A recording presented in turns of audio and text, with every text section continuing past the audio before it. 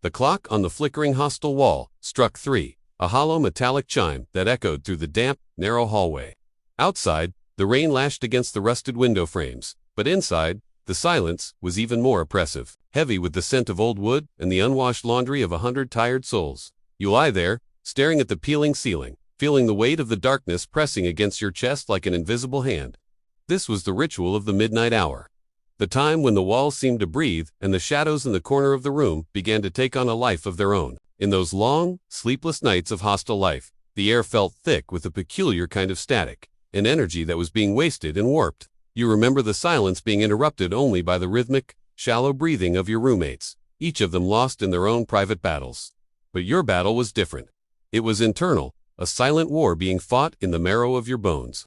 Every time you drifted toward the edge of sleep, a strange, cold vibration would ripple through your spine, a warning that something within you was being summoned, something you weren't ready to release. Then came the dreams, disturbing, vivid, and hauntingly real. They weren't just dreams. They were visceral experiences where the very floor beneath you seemed to liquefy into a dark, pulsing tide. In these visions, you were being drained, your strength siphoned off by shadowy entities that whispered of fleeting pleasures, while they harvested your vital essence. You would wake up drenched in a cold sweat, your heart hammering against your ribs like a trapped bird, feeling a profound sense of loss that you couldn't quite name. It was as if a part of your soul had been stolen while you slept, leaving you hollowed out and fragile in the gray light of dawn. Have you ever felt that crushing weight the morning after, a mental fog so thick that even the simplest thoughts felt like wading through chest-high water? That wasn't just exhaustion from a bad night's sleep. It was the physiological scream of a body that had been robbed of its most precious resource.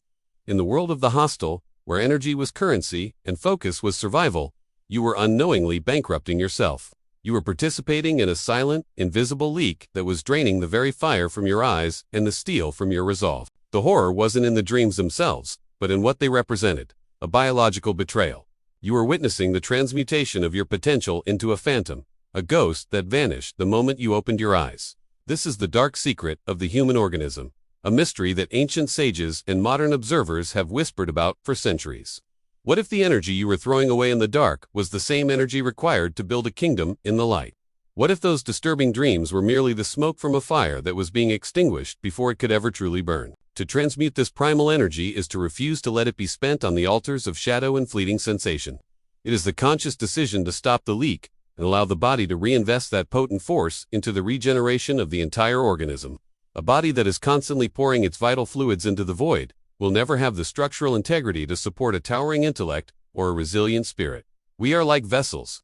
If the bottom is cracked, no matter how much water we pour in, we will always remain empty, thirsty, and weak. Consider the simple lesson of the natural world, specifically the life of plants. Those who study the growth of flora know that if you attempt to cultivate two competing plants in a single, cramped pot, both will suffer. They will engage in a silent, desperate war for the limited nutrients in the soil. And because the resources are insufficient, both will emerge stunted, diseased, and fragile. The competition for life force is a zero-sum game within the confines of a single container, and your body is that container. In the human architecture, the reproductive system and the rest of the organism are often locked in this exact type of competition. Nature, in its cold and calculated wisdom, prioritizes the continuation of the species over the longevity or brilliance of the individual. Consequently, the reproductive faculties are designed to be a relentless drain, capable of stripping the organs of the very minerals and energies they need for maintenance and repair. If the demand is constant, the body will gladly sacrifice its own structural health to satisfy the reproductive urge. No part of the human machine feels this depletion more acutely than the brain. The brain is the most energetically demanding organ we possess, a high-voltage processor that requires the finest grade of fuel to operate at its peak. It has been observed throughout history that when the sexual faculties are overstimulated and overactive, the brain is the first to suffer. The mental clarity you seek, the sharp edge of intuition, and the depth of your focus are all powered by the same biological substrate that is wasted in a moment of impulse. There is a profound and unsettling truth in the notion that an overactive physical drive leads to an insufficient intellectual capacity. Illustrious thinkers of the past, men whose names have been etched into the foundations of science and philosophy, were often noted for their remarkable restraint. It was observed that those who possessed the most piercing genius were frequently those who lived lives of quiet, continent focus. They understood, perhaps instinctively, that to build a cathedral of thought, one must not waste the stone on the road. The reabsorption of this vital substance into the bodily economy does something remarkable to the human form. It impresses the entire organism with an extreme tension and vigor, a physiological tightening that manifests as increased energy and mental sharpness. This is not a mere theory. It is a biological reality verified by those who have dared to test the limits of their own self-control. When the energy is redirected, it excites the brain and exalts the faculty of thought to heights that the average person can scarcely imagine. If we truly wish to redirect our energies toward spiritual awareness and intellectual mastery, we must first ensure that the resources are actually available.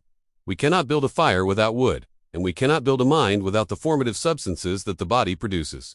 When these resources are constantly depleted through the pursuit of sensual pleasure, the brain is left to starve.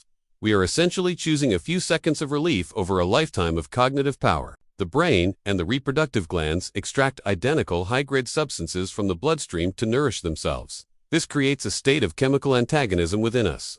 When the activity of the glands increases, the nutrition available to the brain decreases. It is a seesaw of biological priority. If one side is heavily weighted toward physical release, the other side, the side of genius and higher consciousness, is inevitably lifted into the air, disconnected and powerless. This phenomenon is even visible in the animal kingdom. Observers have noted that the brains of certain species actually diminish in size when they transition from a wild, challenging environment to a state of domestication.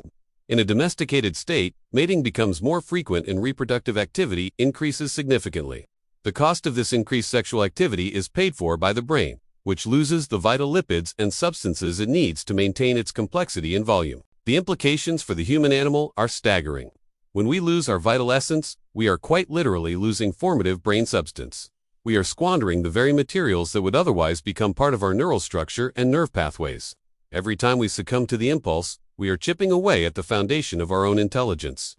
We are trading the architecture of our future for a momentary escape from the tension of the present. We are often unconsciously aware of this trade-off in our daily lives. We see it in the archetypes of our society, the physically dominant but mentally shallow figure versus the brilliant but physically frail scholar.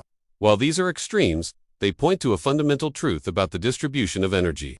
Power in one realm often comes at the direct expense of power in another. The goal of the seeker, however, is to bridge this gap through the art of conservation. Consider the ascetic, the monk, or the nun, who renounces physical desire to live a life of spiritual devotion. They are not merely following a moral code. They are participating in a profound biological experiment. They recognize the inextricable link between the conservation of the sex glands and the awakening of the higher faculties. They choose to fuel the light of the spirit with the oil that others would simply burn away in the wind. The first step in the regeneration of a human being is to abandon the devitalizing practices that shorten life and dim the intellect. Much of what we call desire is actually a physiological reaction to an excess of nitrogenous waste in the body. When the kidneys are overwhelmed by the products of an improper lifestyle, the body seeks an emergency exit for these toxins. The reproductive system becomes a relief valve, and the craving we feel is often just the body's desperate attempt to eliminate internal tension. The pleasure associated with this release is, in many ways, pathological. It is the relief of a toxic burden, not the expression of true vitality. Once a person frees themselves from this cycle of internal irritation and protein intoxication, they take their first real step toward physiological normalcy. They begin to experience a level of health and clarity that is the birthright of every human, yet experienced by so few in our modern, overstimulated world. But what happens if you have no obvious creative talent or grand ambition? What is the point of conserving this energy if you are just an ordinary person navigating a mundane life? The effects are perhaps even more dramatic for the common individual. The sublimation of these forces grants a peculiar sense of poise, a groundedness that reflects in the very way you carry your body. Your gait becomes firmer, your voice more resonant, and your presence more undeniable. As the energy builds, an increased intellectual alertness begins to take hold. You find yourself possessing a new power to penetrate into the nature of complex problems. There is a quickening of the spirit, an intensifying of all the higher senses that makes the world seem more vivid and meaningful. You are no longer just a spectator in the gallery of life. You become a participant with the energy to actually influence the play. The most fascinating change, however, occurs in your interactions with others. People may not be able to articulate what they are feeling in your presence, but they will become acutely aware of a change. This is the birth of personal magnetism. It is an invisible field of influence that emanates from a person whose life forces are circulating on a higher plane. It is the aura of someone who is full of themselves in the most literal, biological sense. There is a buoyancy of spirit that accompanies this state, a lightness that allows you to navigate the storms of life without being capsized. When the life forces are not being dragged down into the lower centers, they naturally rise, lifting the consciousness with them.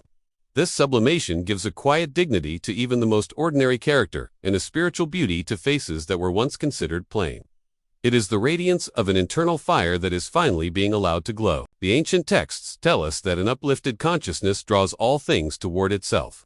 The soul that dedicates its life to the conservation and service of its own higher nature will rarely find itself lonely or neglected. By mastering the sexual impulse, you begin to build upon the finer qualities of your organism. You are no longer a slave to a biological clock. You become the master of your own evolution, molding yourself into a new being. It is no coincidence that many of history's most successful figures did not find their true footing until later in life. Often, it is only after the initial frantic fires of youth begin to settle that a person can finally divert their energies into higher pursuits. But you do not have to wait for time to do the work for you. You can choose, here and now, to harness that power while you are still in the prime of your life, giving yourself an incredible advantage over those who are still chasing shadows. If you choose to continue down the path of easy pleasure and constant depletion, you must be honest about what is at stake. You are not just spending a fluid, you are spending your future. You are trading your magnetism, your health, and your cognitive edge for a sensation that disappears as soon as it arrives. It is a cost that manifests in the gradual dimming of your eyes and the weakening of your will over years and decades. The hostel room is quiet now, the rain has stopped, and the first light of dawn is beginning to creep over the horizon. The disturbing dreams have faded, but the choice remains. Will you wake up today and continue the leak, or will you decide to plug the holes in your vessel? The power to transform your life is literally flowing within you at this very moment, waiting to be used for something greater than a momentary release. Conservation is not about suppression, it is about direction. It is about taking the raw, wild energy of the earth and turning it into the refined light of the heavens. It is about becoming a person of substance, a person of weight, and a person of true power. The path of the continent life is a path of extreme tension and extreme reward. A journey that turns the ordinary man into a figure of quiet, magnetic strength. If this video gave you real value, tap the thanks button. Your support helps me keep creating deeper content like this. Every thanks is a spark that keeps this mission alive. Your support means more than you know. As you step out into the world today, remember the cost of your energy. Redirect that vital force toward your work, your studies, and your highest aspirations. Let the fire that once caused disturbing dreams become the fuel for your most ambitious goals. The world does not need more people who are drained and hollow. It needs those who are overflowing with the life force of a regenerated soul.